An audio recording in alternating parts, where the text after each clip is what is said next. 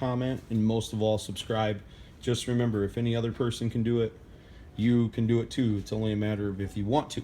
So today we're working on a Jeep Commander steering wheel, removing the airbag. I got the airbag out because it's easier for you to see how this thing functions, and don't have very good vision, so I often work on things without being able to see it, and it's pretty simple for me. I've trained myself to do it. But I wanted you to see how this airbag installs.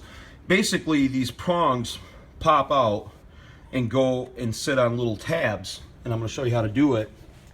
I like to do it one-handed. I'm going to try to anyways. So I'm going to install the airbag, and even though you're going to be in the car and there's going to be cramped corners, I'm going to show you how to do it.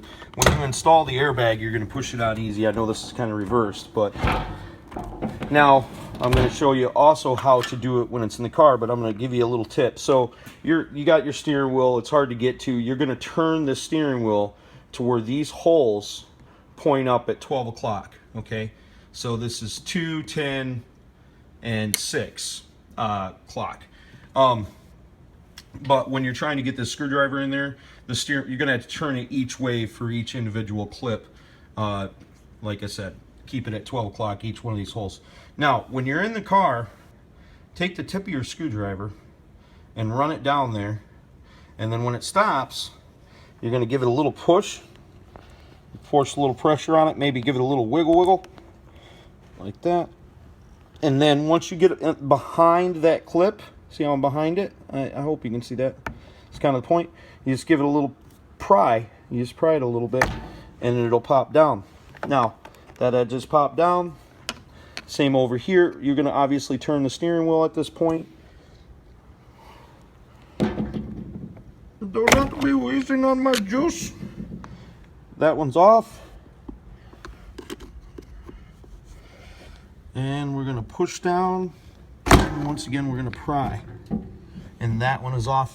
Now, that will pop the steering wheel out of there. I think seeing it this way is going to make it so much simpler for you. Next thing I want to talk about is, before I removed the steering wheel, just in case you're doing like a clock spring, like what I was doing, there's this cover.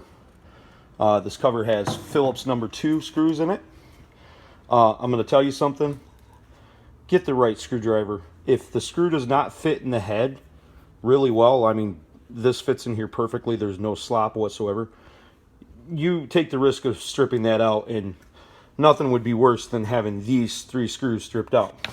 I'll show you some tips on how to get this cover off, because you're going to need this cover off to be able to get to that 12 o'clock position. You can get to it with the cover on, but it was much simpler. So I'm going to show you reverse fashion here. You're going to pop this down, and all this does is pull. So you pull that, and it's hinged, so you can pop that out of the way. You really don't need to, but you can do that. Another thing is the lock on this steering wheel will telescope. So you want to pull the steering wheel out to be able to get that airbag off. Now, I was really lucky. I didn't even have to break out the steering wheel removal tool. Mine came off. I'm trying to think if there's anything else.